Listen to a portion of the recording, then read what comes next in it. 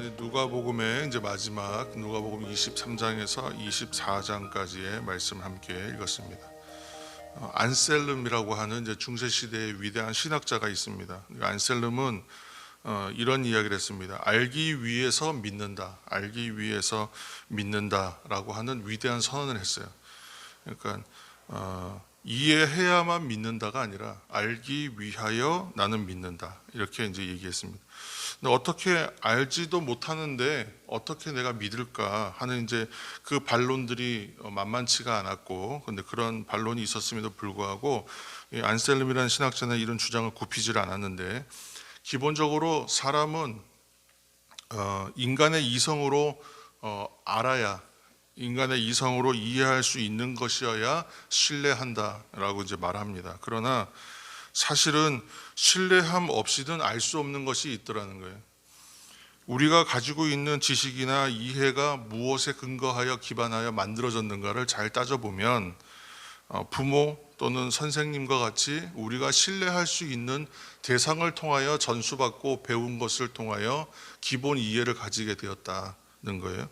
그러니까 요즘에 가짜 뉴스 이런 얘기 많잖아요. 거짓 뉴스, 가짜 뉴스. 근데 이런 것들이 판치는 세상에서 사람들이 무슨 얘기를 듣고 그것을 신뢰하려면 그 말하는 매체나 아니면 그 말하는 기사나 이 언론이 좀 신뢰할 만하지 않으면, 신뢰할 만한 언론이고 신뢰할 만한 매체다라고 확신하지 않으면 그 사실을 사실로 받아들이기가 어려워요. 이해를 갖기가 어렵다는 얘기입니다. 그래서 당연히 진리를 알기 위해서는 먼저 믿음이 필요하다, 그렇게 이제 얘기할 수 있는 거예요. 오늘 이제 새벽에 무덤을 찾은 이제 여자들 이야기가 나옵니다. 근데 그 예수님의 시체를 볼 수가 없어요. 예수님께서, 왜냐하면 다시 살아나셨죠. 부활하셨기 때문인데, 여자들을 향해서 천사가 주님께서 다시 살아나셨다, 어떻게 이미 사신 분을 죽은 자가 찾느냐, 이 이제 얘기를 전할 때에 여자들도 그랬고요, 또 이 사실을 전해들은 제자들도 이를 믿지 못했어요. 그리고 엠마오길에서 부활하신 예수님과 동행한 두 제자도 이해하지 못했어요. 그러니까 두 제자는 예수님이 살아나셨다는 천사를 만난 여인들의 이야기부터 시작해서 어떻게 돌아가셨고 어떻게 살아나셨다, 이런 풀스토리를 지금 다 알고 있습니다. 예루살렘에서 일어난 일들을 당신만 모르냐 얘기하면서 그 사실들을 다 얘기해요. 그렇지만 어떻게 해요? 몰라요. 그렇지만 전혀 이해하지 못해요. 부활에 대하여. 그러니까 모든 일어난 사실의 이야기들을 다 전해 들었지만 이해할 수 없었다는 거예요. 왜냐하면 이건 믿음의 문제였기 때문에 그렇습니다. 그러니까 믿을 수가 없기 때문에 알지만 알지 못하고, 이해하려고 하지만 이해할 수는 없었다는 거예요. 자, 37절 말씀 우리가 한 절 읽겠습니다. 24장 37절. 24장 37절입니다. 37절. 그들이 놀라고 무서워하여 그 보는 것을 영으로 생각하는지라. 아멘. 부활하신 후에 부활 자체를 인식하지도 못하고 믿지도 못했던 제자들이 전혀 지금 그 예수님을 실제로 이제 봅니다. 살아나신 분을 만나는데도 불구하고 이 제자들은 그냥 두려워해요. 무서워하고, 또 오히려 이분은 그냥 영으로만 인식하고 그렇게만 이해하는, 이거 자기가 가지고 있는 이해 체계와 이해의 폭으로만 이해하려고 하기 때문에 받아들일 수가 없었다는 거예요. 그래서 지금 예수님께서 하시는 일은 뭐냐면, 그 믿음의 바탕이라고 말하잖아요. 믿을 수 있는 바탕 또는 믿을 수 있는 근거, 믿을 수 있는 토대를 넓히는 작업을 하세요. 사람이 가지고 있는 이해의 폭이라는 것이, 예를 들어서 이렇게 틀이 있다 그러면 이 틀 안에다가 자꾸 이제 집어 넣으려고 하거든. 그러니까요, 하나님께서는 훨씬 더 크신 분이에요. 하나님 행하신 일들은 더 놀라운 일인데, 내가 가지고 있는 이해의 틀 안에서 이것을 이해하려고 할 때 이건 굉장히 부조화가 일어나는 거예요. 이해할 수가 없다는 얘기입니다. 그래서 예수님께서 그 믿음의 바탕을 고려하여 토대를 고려해서 그 안에서부터 이제 시작해서 토대를 넓혀가는 작업을 하시는 거예요 지금. 그래서 믿음의 토대를 만들어 주시는 것인데, 이제 40절 말씀, 이제 대표적인 40절 말씀. 왜 어찌하여 너희들이 두려워하여 의심하느냐, 먼저 38절에 얘기하시고 39절에 나를 만져보라 이렇게 얘기하시고 40절 말씀 한번 읽겠습니다. 40절, 이 말씀을 하시고 손과 발을 보이시나.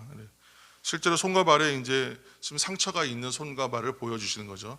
근데 이 부분에 대해서 부활하시는 영성체로 일어났을 때에 생전에 있었던 몸에 있는 상처들이 다 그대로 그러면 드러나는 것입니까? 근데 그것은 그렇게 볼 수 있는 건 아닌데, 여기서는 이제 그것을 좀 증언하고 보여주시기 위하여 손과 발에 있는 상처까지 보여주셔요.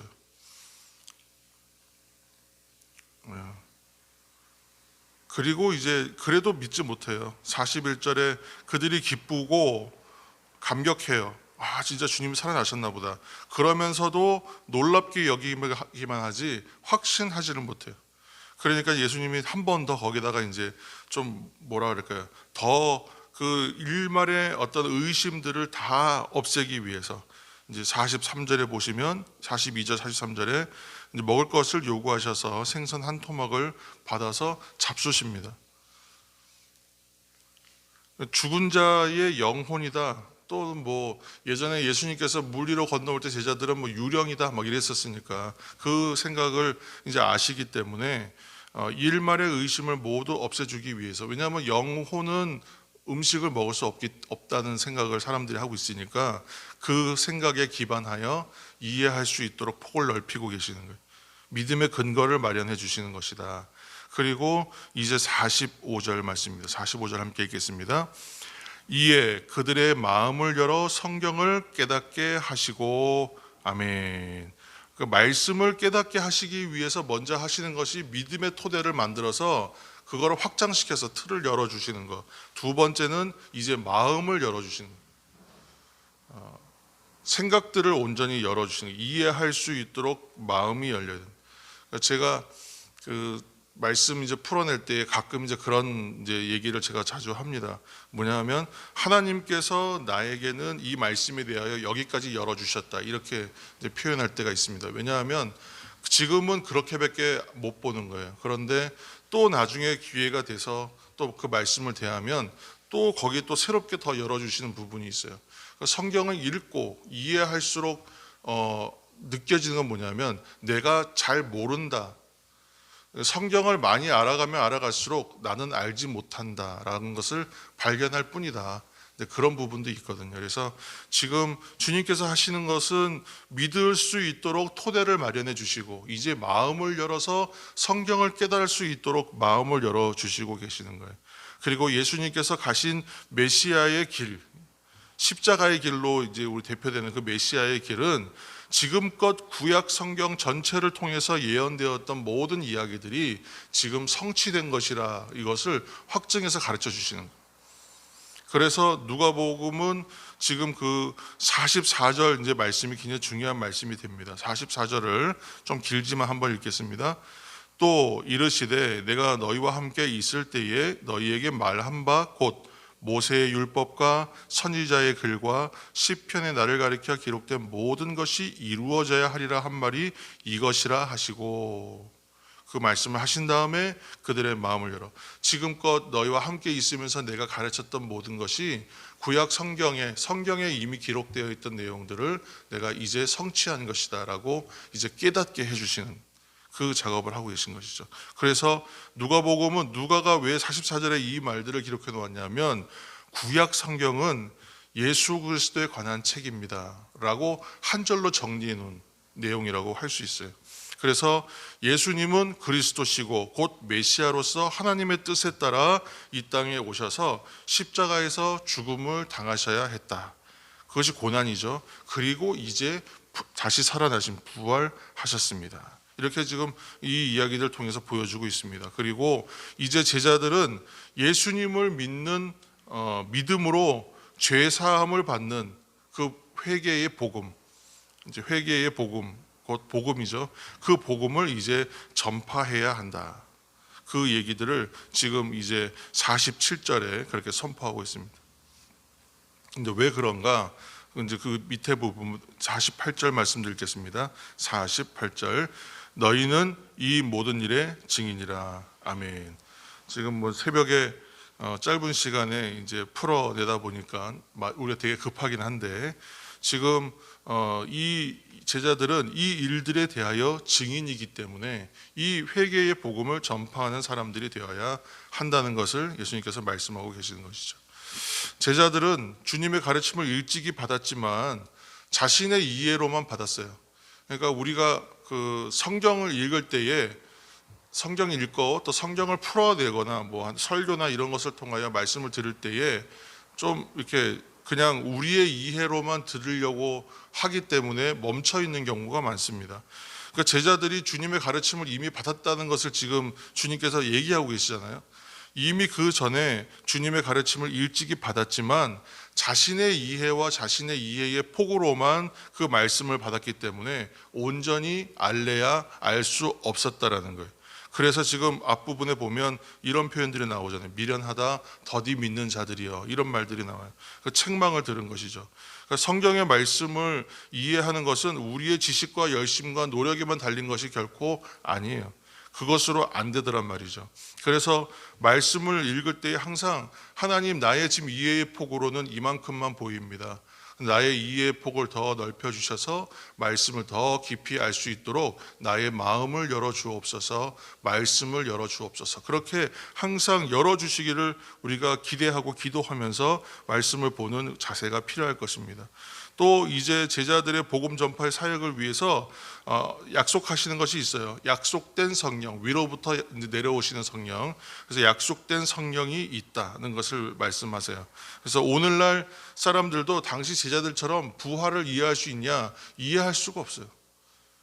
성경에 있는 뭐 부활뿐만이 아니라 많은 이야기들을 우리의 이해와 우리의 신념이나 생각들이나 이성의 가치로는 이해할 수 없는 것들이 너무 많아요. 믿을 수가 없기 때문에 일단 이해할 수 없고 또 믿을 수도 없는 것이죠. 그래서 당시의 제자들도 부활을 이해하지 못했고 믿을 수도 없었거든요. 그래서 이제 결국은 이 일들을 위하여 보내시는 약속의 것이 뭐냐면 바로 약속된 성령을 보내시는 것이다. 그래서 오늘 우리들도 이 사실을 믿고 알게 되는 것은 성령의 역사 때문에 알게 되는 거예요. 그러니까 우리가 지금까지 성경을 통해서 알게 된 여러 가지 진리와 은혜의 사건들이 나의 지식과 나의 이해로 안 것 같지만 사실은 그 안에 이미 성령께서 역사하심으로 우리가 이해하게 되고 믿음이 생겼다는 거예요. 이것이 그냥 내가 가진 것이 아닙니다. 그래서 우리는 이미 그러한 성령의 역사 가운데 살아가고 있는 것이죠. 그래서 오늘 우리들도 이 사실을 믿고 알게 된 것이다 는 것을 오늘 이 성경을 통해서 우리가 보게 됩니다. 또한 이제 살아계신 성령께서 역사하실 때에 믿지 않던 사람들이 믿게 되고 알지 못하는 사람들이 알게 된다는 것을 지금 또 확인하고 있습니다. 그러므로 말씀을 생각하면서 우리가 항상 기도할 때에 성령으로 충만케 하여 주옵소서, 이 말로 이제 기도를 시작하자라고 제가 보통 얘기하는데, 그 이유가 오늘 이제 들었던 말씀, 이제 내가 이제 읽어가는 이 말씀이 열려서 우리가 온전히 이해하여 나의 신앙의 것으로 가져오려면 성령께서 역사하시고 도와주셔야만 그렇게 알 수 있기 때문에 그렇게 성령으로, 성령 안에서 성령 충만함으로 우리에게 말씀하여 주옵소서, 그렇게 기도하게 되는 것입니다. 오늘도 함께 기도하실 때에 말씀을 열어 알게 하여 주옵소서, 성령께서 도와주시옵소서, 우리를 통해 이 부활의 소망과 회개의 복음이 잘 이해되고 전파되게 하여 주옵소서, 그렇게 기도하시는 저와 여러분 되시길 바랍니다. 또 오늘부터 우리가 이제 금찬 기도회를 시작합니다. 저녁 8시 30분부터 함께 합니다. 기도와 찬양에만 전념된 시간으로 이제 꾸려 나가려고 합니다. 그 시간 가운데 성령께서 역사하시고 또한 기도할 수 있는 분들 함께 하셔서 정말 간절함으로 함께 기도하는 시간 될 수 있도록 주님 인도하여 주옵소서. 초대교회의 성도들이 정말 교회에 모여서 약속된 성령을 기다렸던 것처럼 우리들 또한 이미 사역하시고 살아계시는 성령님을 깊이 만나는 시간들이 될 수 있도록 주님 역사하여 주옵소서. 금찬 기도회를 생각하시면서 또 함께 중보해 주시기 바랍니다. 함께 이 시간 성령께서 우리와 동행하여 주십니다. 간절함으로 기도하겠습니다.